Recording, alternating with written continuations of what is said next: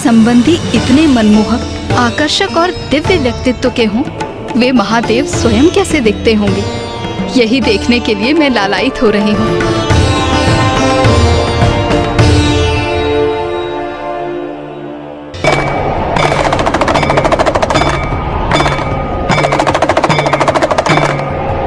यह अकस्मात क्या हो रहा है?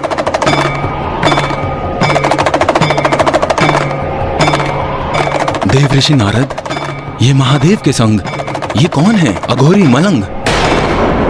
गण भूत प्रेत आदि महादेव के प्रिय है।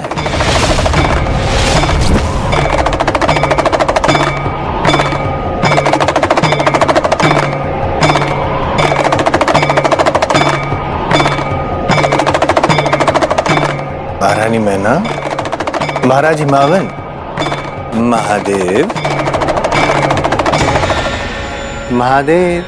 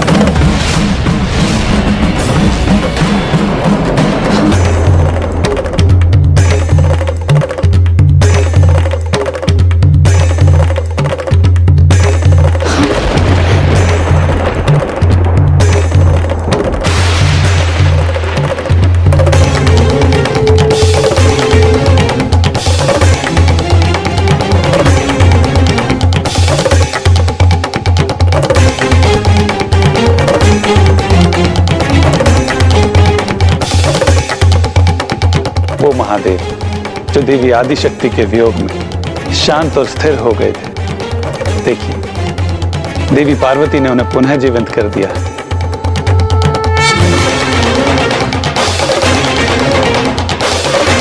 ये क्या, इस अघोरी से मेरी पुत्री का विवाह होगा?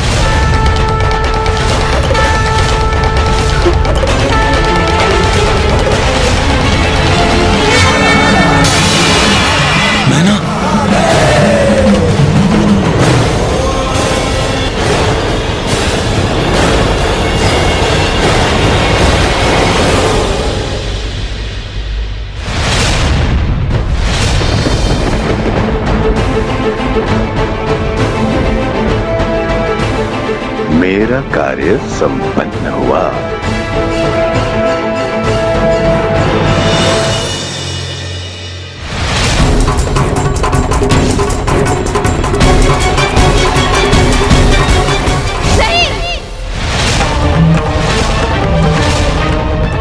माँ, माँ,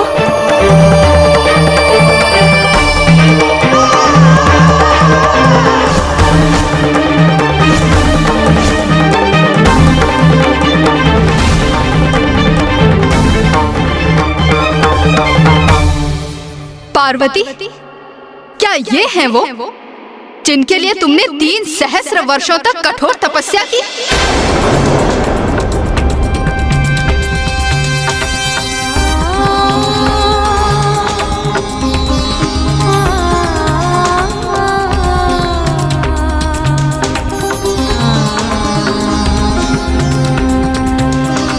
क्या त्रुटि रह गई थी हमारे लालन पालन में पार्वती, जो तुमने अपने लिए ऐसे वर का चयन किया? बताओ पार्वती, उत्तर दो, क्या दोष था हमारा? माँ,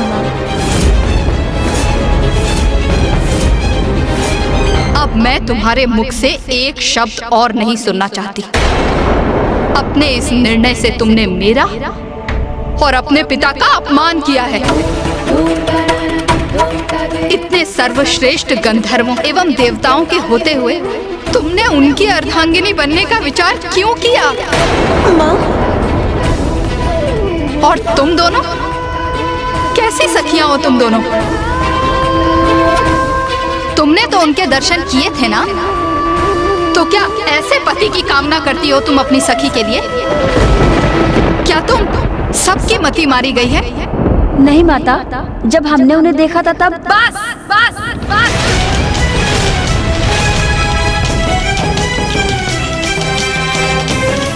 मेरे शब्द स्पष्ट सुन लो पार्वती। यदि उन्हीं से विवाह करने का निर्णय है तुम्हारा, तो उससे पूर्व मेरे कंठ में शिला बांध किसी कूप में फेंक दो मुझे और अंत कर दो मेरा।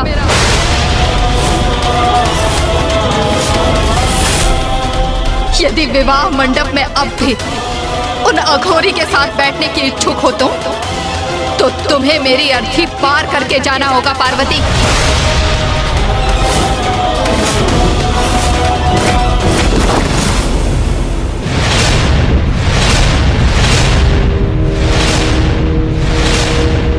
माँ, नहीं पार्वती, अब एक शब्द और नहीं कहोगी तुम, क्योंकि तुम्हारा कोई भी शब्द मेरे द्रवित हृदय को सांत्वना नहीं दे सकता। पिताश्री, माँ को इतनी व्याकुल अवस्था में देख असहनीय है मेरे लिए। अब आप ही उन्हें शांत कर सकते। व्याकुल तो मैं भी हूं पुत्री, इसीलिए निशब्द खड़ा हमारी प्यारी पुत्री पार्वती का विवाह एक अघोरी के साथ, इसकी हमने कदापि कल्पना नहीं की थी।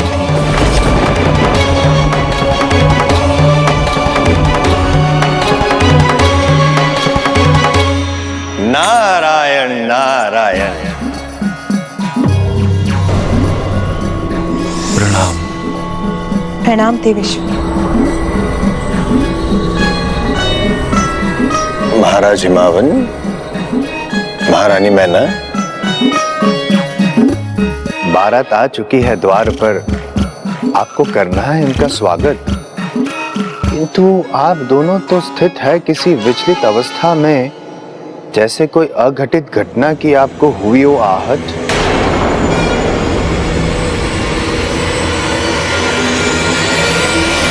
देव ऋषि नारद, कोई स्वागत नहीं होगा इस बारात का यहाँ। ये संदेश उन्हें दे दीजिए और साथ ही लौटने के लिए भी कह दीजिए।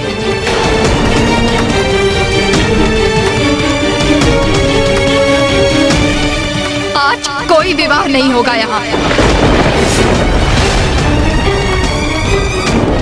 विवाह नहीं होगा?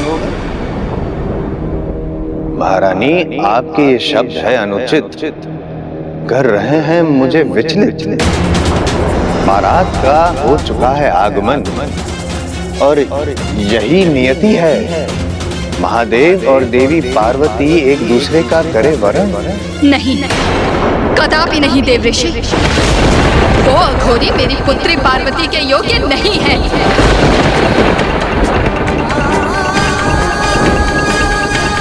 देव ऋषि आपने और सप्त ऋषियों ने सबने छल किया है हमारे साथ। आप सभी को भली भांति ज्ञात था कि वो एक अघोरी है, फिर भी सप्त ऋषियों ने उनका प्रस्ताव लेकर यहाँ आने का दुस्साहस किया। और देव ऋषि आपने क्यों बढ़ावा दिया मेरी अपेक्षा को? क्यों भ्रमित किया मुझे, जबकि सत्य से तो आप भली भांति परिचित थे ना? आप मेरी बात तो सुनिए महाराज। नहीं देव ऋषि, अब मैं किसी के मुंह से कोई बात नहीं सुनूंगी। मुझे अपने हृदय और अपने नेत्रों के सिवाय किसी पर कोई विश्वास नहीं है, और मेरा निर्णय स्थिर है। इस बारात को यहाँ से लौटना ही होगा।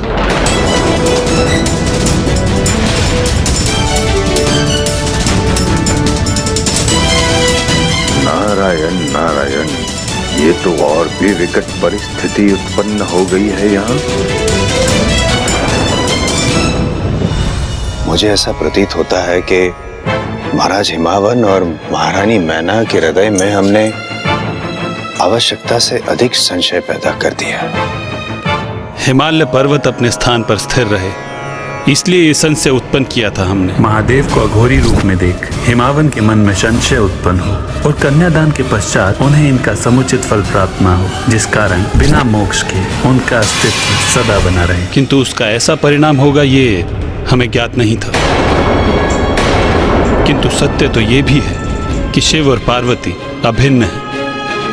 उनकी इच्छा के विपरीत उन्हें एक दूसरे से अलग नहीं किया जा सकता। सत्य है, शिव और शक्ति को कौन विलग रख सका है? ये तो असंभव है।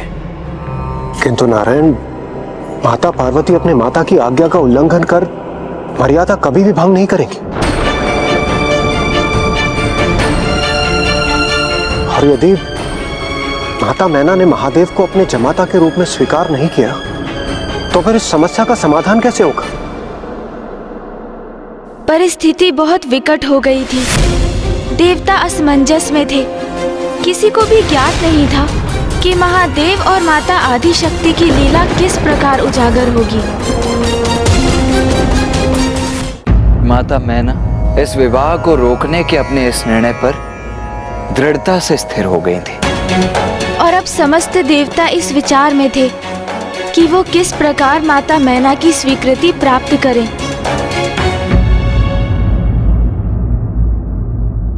देवी मैना, समस्त देवता, ऋषि, मुनि सभी आपके द्वार पर पधारे। यहाँ तक कि स्वयं महादेव आपके द्वार पर पधारे और आपने उन सभी का अपमान कर दिया। सर्वथा अनुचित किया आपने। महाराज हिमावन की अर्धांगिनी होते हुए यह आपको शोभा नहीं देता।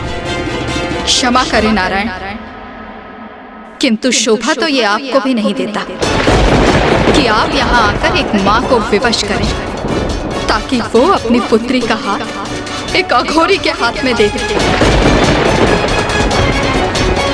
देवी मैना, मैं आपसे धृष्टता नहीं करना चाहते ब्रह्मदेव, इसलिए आप मुझसे कुछ भी कहने की चेष्टा ना करें। देवी मैना सुनो तो। विवश तो मैं हूँ ये समझने में नाथ कि ये कैसा षड्यंत्र है मेरी पुत्री के विरुद्ध। आप सभी को यहाँ देखकर ऐसा प्रतीत होता है जैसे आप मेरी पुत्री पार्वती की आहुति देना चाहते हैं। देवी मैना, देवी मैना।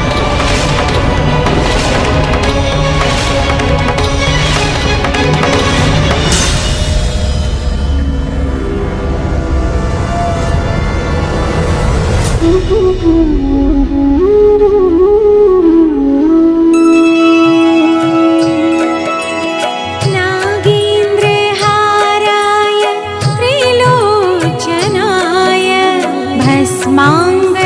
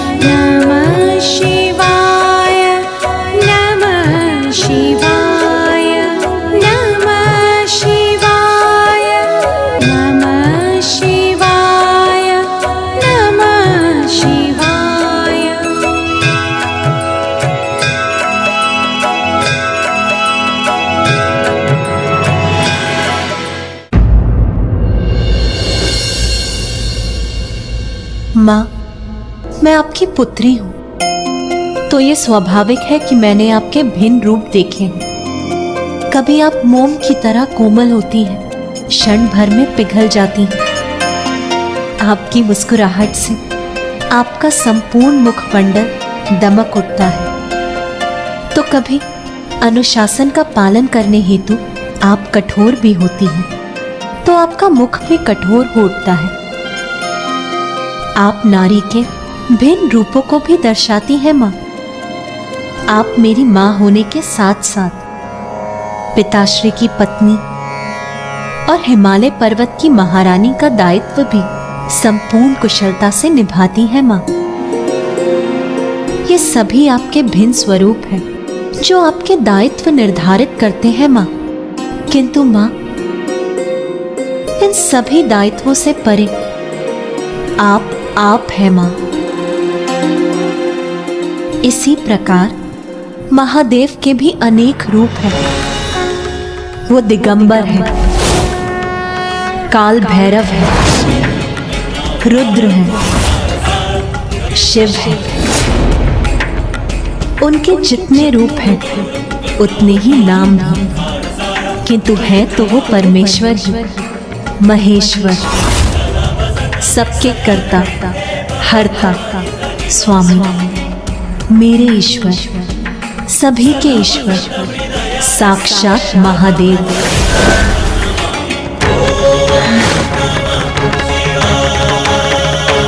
वो महादेव आपकी पुत्री के तप से प्रसन्न होकर हमारे द्वार पर उपस्थित है और समस्त देवी देवता मेरे और महादेव के विवाह के आनंद में आपके द्वार पर उत्सव मना रहे हैं। इससे बड़े सुख की बात भला और क्या हो सकती है माँ? मेरी नियति महादेव ही है, इसीलिए आप भी अपने मन से सभी शंकाओं को त्याग दीजिए माँ, और इस विवाह को होने की अनुमति दीजिए। यह आपकी पुत्री का अपनी माँ से निवेदन है माँ।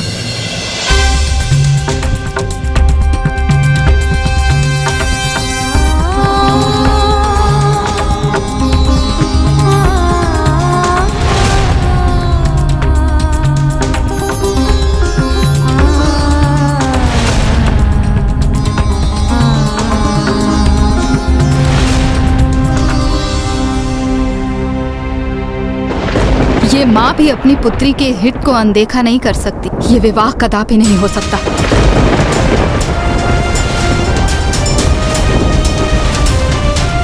उस अघोरी को यहाँ से बारात लेकर वापस जाना होगा। ये एक पुत्री की माँ का निर्णय है।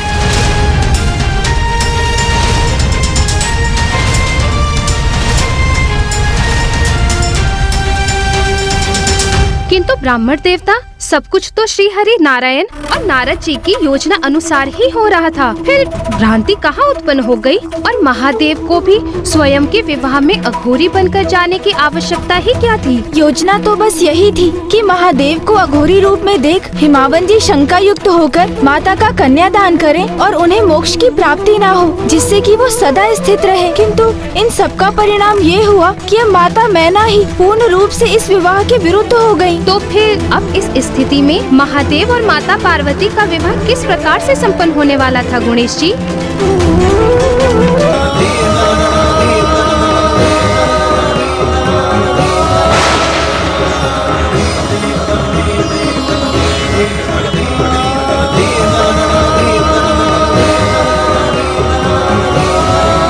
नाथ, आपके दिगंबर रूप के दर्शन करके माँ अत्यंत सशंकित है। कृपा कर अपने मनोहर रूप के दर्शन देकर उनकी ये चिंता दूर कीजिए।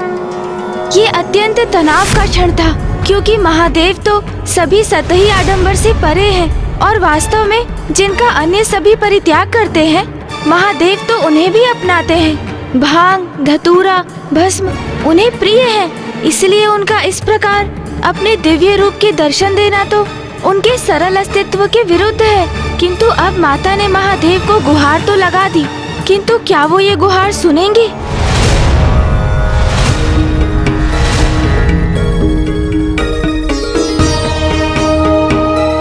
माँ, अब संकोच मत करिए और चलिए मेरे साथ। चलिए, किंतु कहाँ?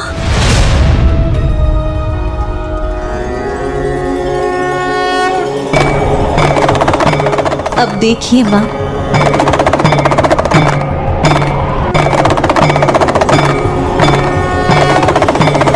लगता है मैंने प्रभु को इतना भला बुरा जो कह दिया, इसलिए कदाचित वो यहाँ से लौट गए हैं। माता, आपको एक अद्भुत और दिव्य अनुभव होने जा रहा है, इसीलिए अब आप अपने नेत्र बंद कीजिए और उनका ध्यान कीजिए।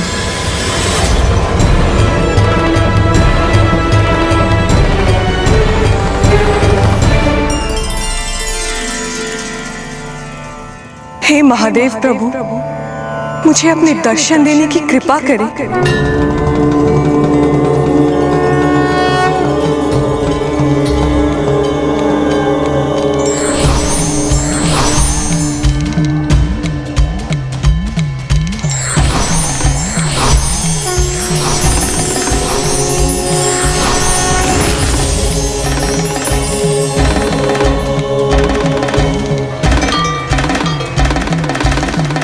चंद्र भी पूर्ण हो गया बन के माथे की शोभा,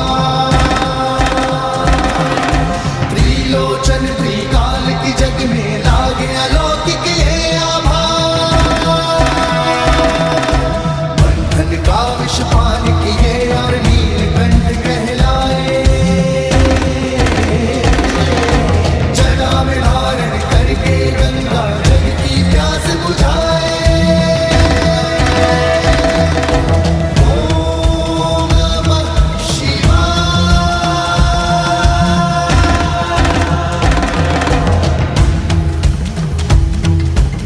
कितना दिव्य और अलौकिक है महादेव का ये मनोरम स्वरूप।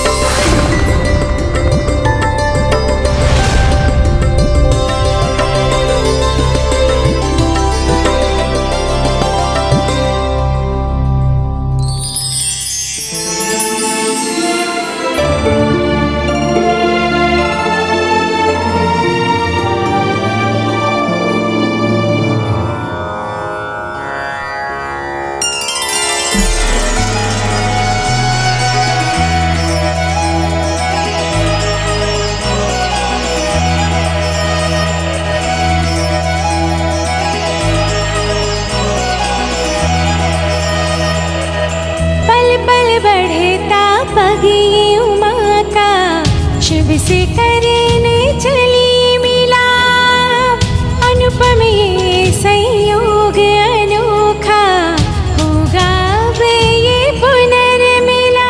व्याकुल ये हृदय और नैना, पार्वती शिव मिलेंगे आज। व्याकुल ये हृदय और नैना, पार्वती शिव मिलेंगे आज। होगा मंगल पल वो लौकिक, पार्वती शिव मिलेंगे आज। होगा मंगल पल वो लौकिक, पार्वती शिव मिलेंगे आज। पार्वती शिव मिलेंगे आज।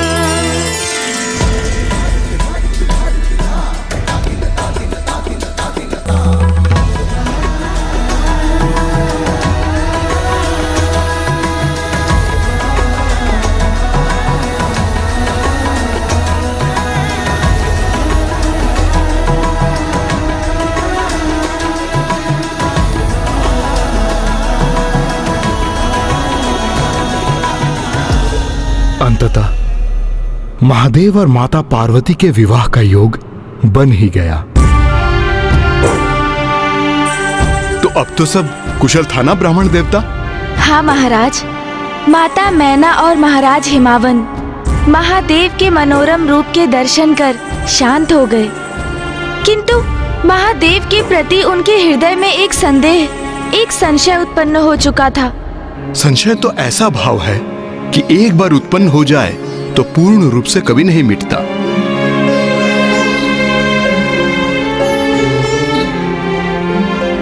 कन्यादान के लिए हाथ आगे बढ़ाइए।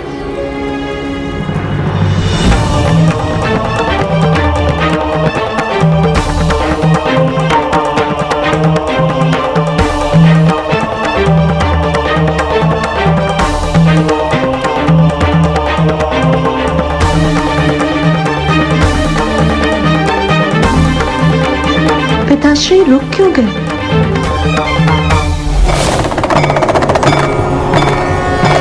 मुझे ज्ञात है महादेव ही पुत्री पार्वती की नियति है, किंतु मेरी पुत्री को उनके कौन से रूप के सानिध्य में रहना होगा? उस रूप में जिसमें उनका आगमन हुआ था, अन्यथा उस रूप में जो उन्होंने अभी धारण किया है।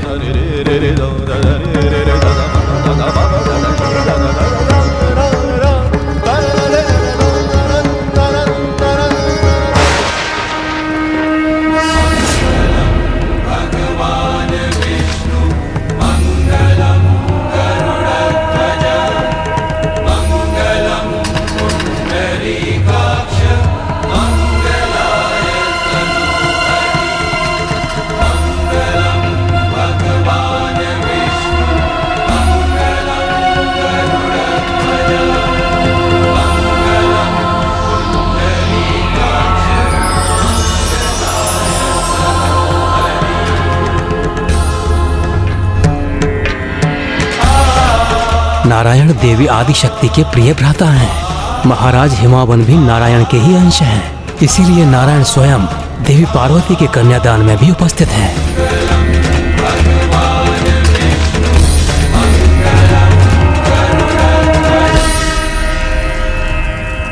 सुख दुःखानि सर्वाणि त्वया सह विभज्यते, यत्र त्वं वहं तत्र प्रथमतः ब्रवीमि। कुटुम्ब रक्षकार्यास्तामि अवानुपुत्रहदिदम्,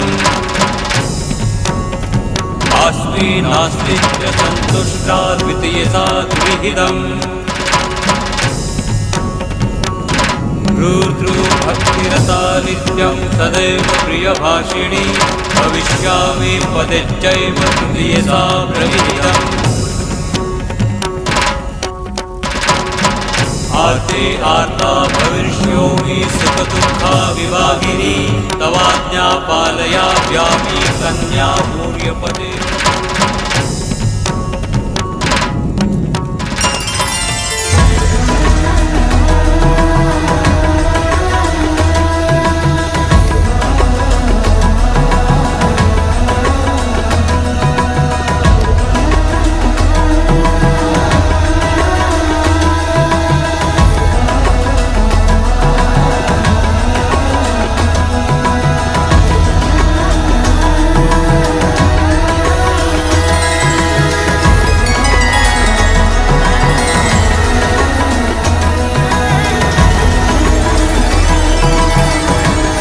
अंततः वो शुभ घड़ी आ ही गई, जिसकी प्रतीक्षा सभी को थी, और वो शुभ मंगल बेला साक्षी बना महादेव एवं माता पार्वती के उस अखंड विवाह का।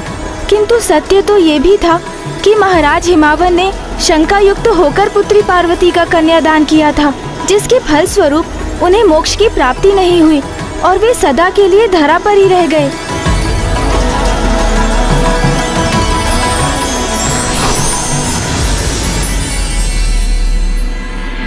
अपना मनोहर रूप धारण करने हेतु आपको अनेकों धन्यवाद। पार्वती, आपने मुझे पाने के लिए पुनः जन्म लिया, मेरी सेवा की, मेरा सानिध्य प्राप्त करने के लिए तपस्या की, इतनी कठोर परीक्षा दी, तो आपकी मां को मनाने के लिए इतना तो मैं कर ही सकता था। शिव की शक्ति है आपके बिना मैं कुछ भी नहीं। अब मैं आपको अपने से विलग नहीं होने दूंगा।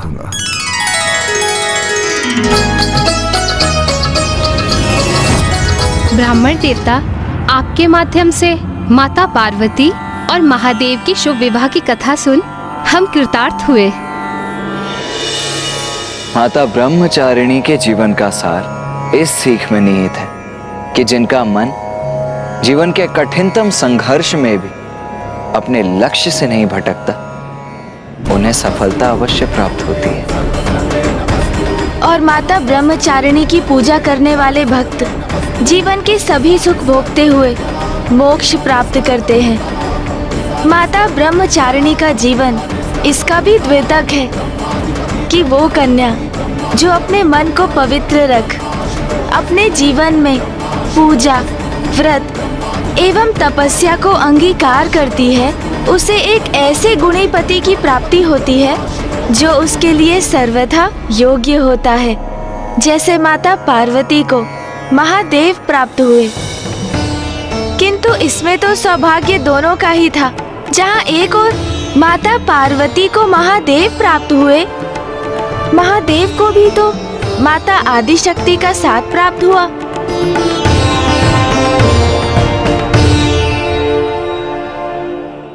महाराज, माता, अब आप भी अपने नेत्रों को बंद कीजिए और अपने द्वितीय चक्र स्वाधिष्ठान चक्र पर अपना ध्यान केंद्रित रख माता ब्रह्मचारिणी की प्रार्थना कीजिए।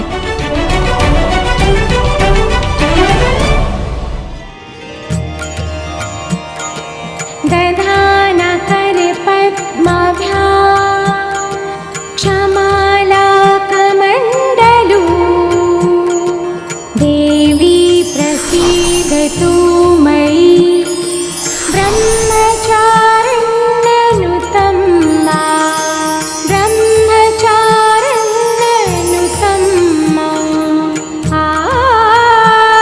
स्वाधिष्ठान चक्र पर ध्यान केंद्रित कर माता की पूजा कर मुझे अपने भीतर एक अद्भुत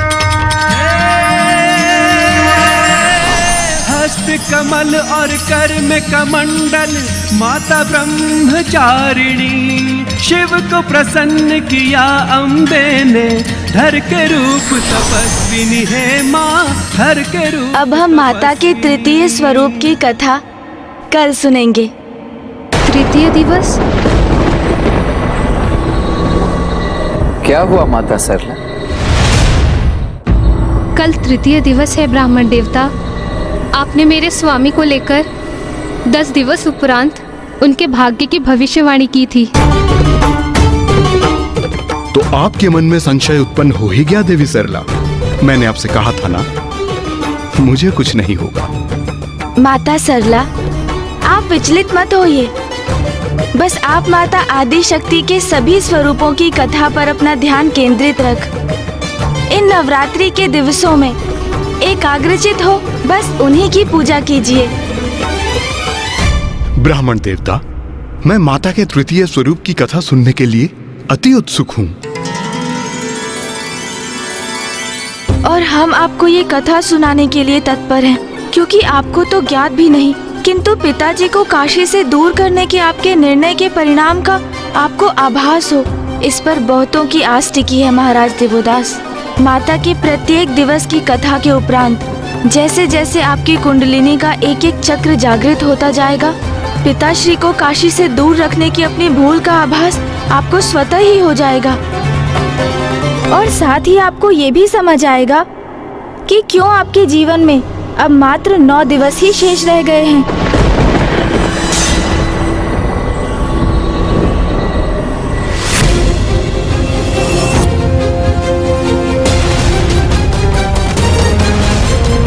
माँ आदिशक्ति, मैं वेद माता आपसे गुहार लगाती हूँ कि कृपा कर वेद की रक्षा कीजिए। नारायण, ब्रह्मदेव, अब ऋषि जिज्ञासा के पास कुछ ही समय बाकी। यदि उनका देहांत हो गया तो हम सब पर ब्रह्म हत्या का पाप लग जाएगा। हमारी दुर्बलता और पीड़ा और भी बढ़ती जा रही है। आपको धैर्य रखना होगा इंद्रदेव। कदाचित कुंडलिनी के सभी चक्र जागृत होने के उपरांत महाराज देवोदास महादेव को काशी बुलाने के लिए सहमत हो जाएं।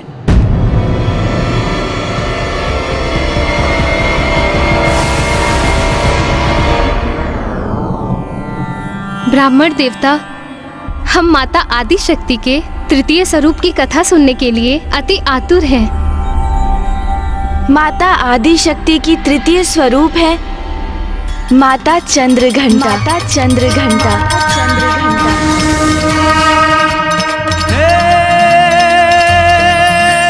शीश चंद्र और रूप अलौकिक है माँ चंद्रघंटा। घंटे की नाद से पाप विनाशे हरती सारी विपदा है माँ। हरती सारी विपदा है माँ।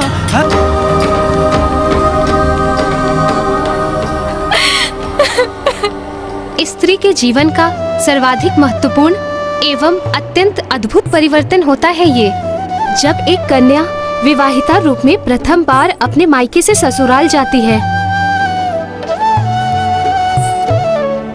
तो इस प्रकार एक और माता पार्वती अपने नवीन निवास कैलाश की ओर प्रस्थान कर रही थी, तो वहीं दूसरी ओर तारकासुर अपनी मायावी नगरी शोणितपुर के रूप में अपने नवीन निवास का निर्माण पूर्ण कर चुका था।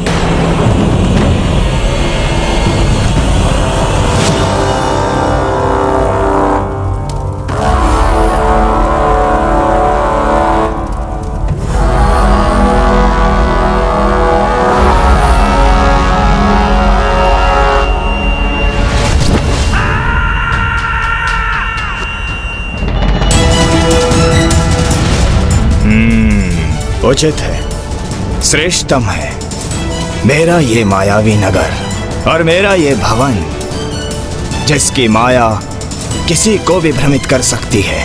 मेरा सिंहासन सर्वथा सुरक्षित है, कोई नहीं पहुंच सकता मुझ तक। महाराज, आपके लिए एक शुभ समाचार है। अभी नहीं अट्टासुर, बाद में बताना। आज अति आनंदित हूं मैं, क्योंकि आज मेरे शोणितपुर का निर्माण संपन्न हुआ है। इतनी कठिनाई से यह समाचार लाया हूँ और महाराज ने सुना भी नहीं। क्षमा करें महाराज, किंतु ब्रह्मदेव के वचनों से प्रभावित होकर अपने स्वर्ग का परित्याग कर दिया और उन्हीं के सुझाव से अपने सोनिकपुर का भी निर्माण किया। किंतु ये क्या आवश्यक है महाराज? मेरा अर्थ है, ये नगरी सुंदर है, उत्तम है, किंतु ऐसा क्या विशेष है इस नगरी में? कदाचित तुम्हारा विचार उचित है रात्रिसुर, किंतु अब मेरे शोणितपुर का निर्माण हो चुका है, तो फिर अब इस प्रश्न को उठाने का कोई स्थान नहीं। तो क्यों ना हम इसका आनंद उठाएं? कितना मूर्ख है असुरराज तारकासुर, स्वर्ग त्याग दिया इस व्यर्थ के छद्म भवन के लिए।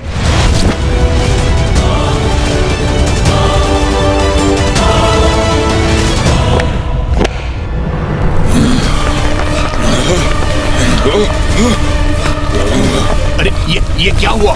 ये कैसी ध्वनि है और ये भूकंप कैसा?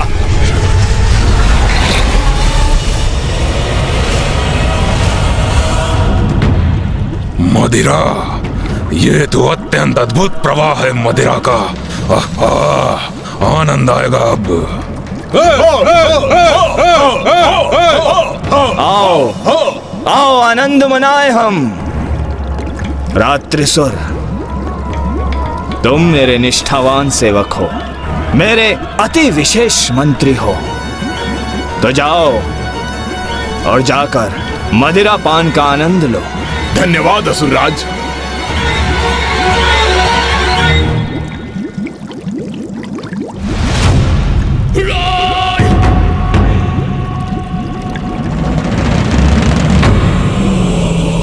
एक और तारकासुर अपने नवीन निवास शोणितपुर के निर्माण की प्रसन्नता में डूबा था, तो वहीं दूसरी ओर माता पार्वती महादेव के संग उनके निवास कैलाश पहुंची, जहां अब उनके समक्ष चकित कर देने वाला दृश्य था। देवी पार्वती, अपने दाहिने पांव से कलश को झुकाकर अपने नवीन आवास में प्रवेश कीजिए।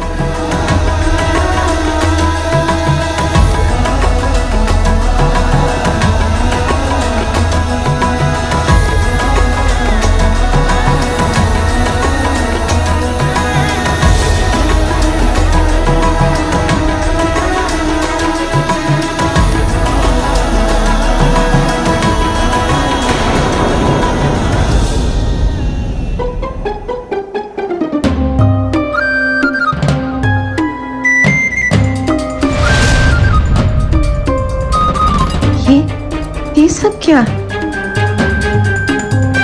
देवी पार्वती, अब अपने इस निवास को आपको ही संभालना होगा और प्रतीत होता है कि आपके समक्ष एक बहुत बड़ी चुनौती है जिसका सामना आपको स्वयं ही करना होगा।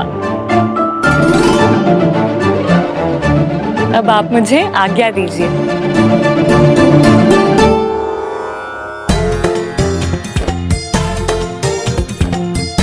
माते, माते। किंतु ये जल तो स्वच्छ नहीं है। नहीं माते,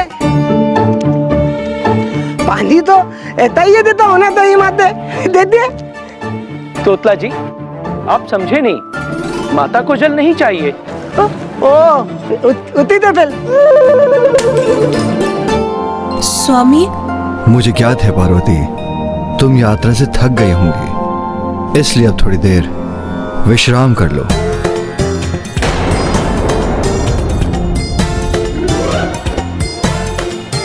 विश्राम करो? किंतु कहाँ? माते आइए, मैं आपको भवन दिखा देता हूँ, आइए ना। माता, तोतला जी का आशय है कि वो आपको संपूर्ण भवन दिखाना चाहते हैं। आइए। अब देखने को और शेष रह क्या गया है? देख क्या रहे हो रात्रिसुर, पियो उसे।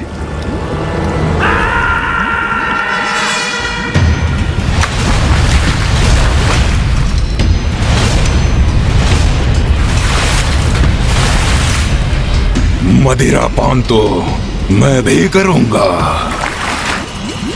रुको अट्टासुर,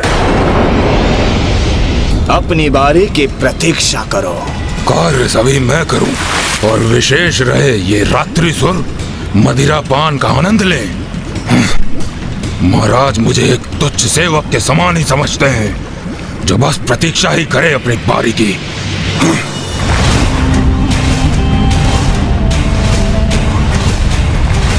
ये क्या, मदिरा में मेरी छवि? जल में प्रतिबिंब देखा सुना था, किंतु मदिरा में प्रतिबिंब प्रथम बार देखा है।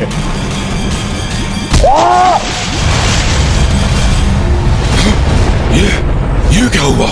ये तो मदिरा में समाहित हो गया।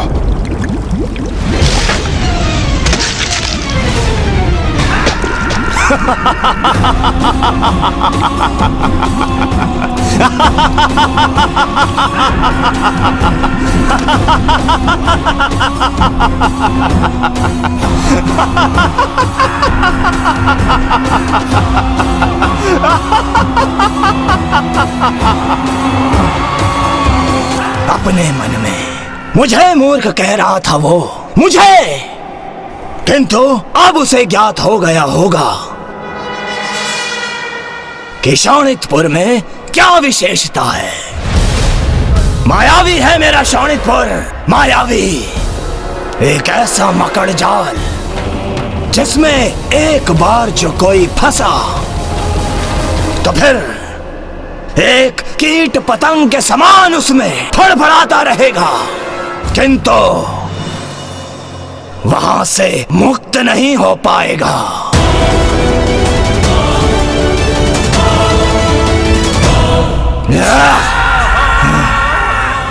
अट्टासुर, क्या समाचार देने वाले थे तुम मुझे? महाराज, यही ना कि महादेव और देवी पार्वती का विवाह संपन्न हो चुका है और वो कैलाश पर्वत की ओर प्रस्थान भी कर चुके हैं, किंतु मात्र कैलाश जाने से क्या होगा? अरे पुत्र तो प्राप्त नहीं हुआ है ना, और वो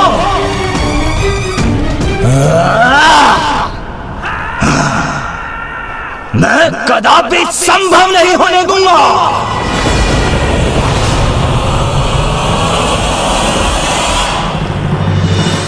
तो क्या तारकासुर के पास महादेव और माता पार्वती के विवाह का समाचार पूर्व से ही था?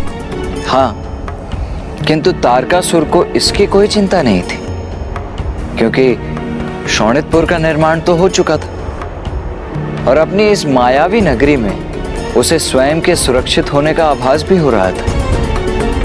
और उधर कैलाश में माता पार्वती प्रथम बार अपने जीवन में सब कुछ अस्त व्यस्त देख रही थी।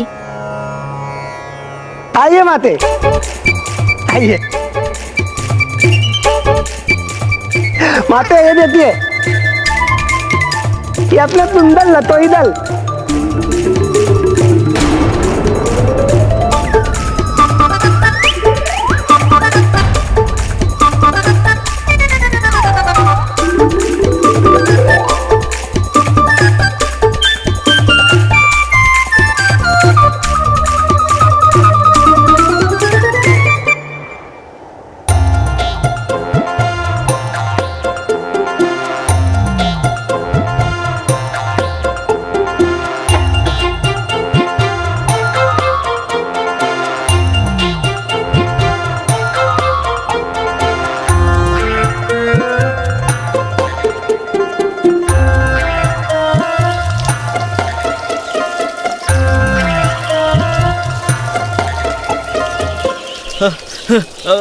माता, आपके लिए मैं फल लाऊं? देता लदा माते।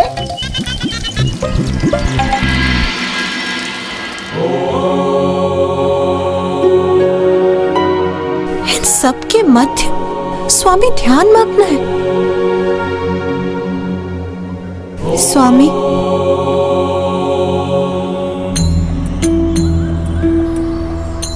क्या हुआ उमा? स्वामी, हमारे भवन की अवस्था। क्या हुआ हमारे भवन को? मेरा अर्थ है, ये सभी ऐसा क्यों है यहाँ? यहाँ कुछ भी सुव्यवस्थित नहीं, सभी कुछ अस्त व्यस्त है। इतनी धूल एकत्रित है यहाँ, और रसोई गृह में पात्र भी छिन्न भिन्न है, और इतना मैला है वहाँ। ऐसा प्रतीत हो रहा है कि कितने समय से उसे किसी ने बुहारा तक नहीं, और रसोई घर में भोजन नहीं है, स्वच्छ जल नहीं है, और सभी का वो तो अपनी इच्छा अनुसार जहां तहां निद्रा में लीन। तो ये है आपकी चिंता का कारण? हाँ स्वामी। प्रिय, बाहर से मलिन प्रतीत होने वाला भीतर अपार सुंदरता को जन्म दे सकता है। कमल पुष्प भी कीचड़ में ही फलता फूलता है और खिलकर अपनी सुंदरता बिखेरता है। मैं तो व्यवस्था अव्यवस्था की विचार आभास दोनों से ऊपर हूँ, किंतु यदि आपकी चिंता यह है कि आप विश्राम कहाँ करेंगी? विश्राम, निद्रा, उसका तो विचार भी नहीं है मेरे मन में। आपने मेरी चिंता ध्यान से नहीं सुनी स्वामी।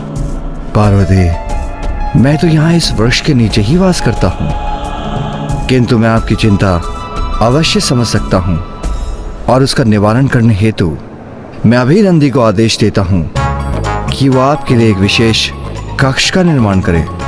और अब आप भी इन व्यर्थ के विचारों को त्यागिए उमा, और मेरे साथ यहाँ बैठकर ध्यान करने का प्रयास करिए, क्योंकि ध्यान करने से सभी चिंताएं स्वतः मिट जाती हैं। नहीं स्वामी, आपका ध्यान अत्यंत महत्वपूर्ण है, किंतु जो मैं कह रही हूँ वो भी अत्यंत महत्वपूर्ण है, और नंदी जी जो कर सकते हैं वो मुझे ज्ञात हो चुका है, और मैं ये भी समझ चुकी हूँ अब जो कुछ भी करना है मुझे स्वयं ही करना है।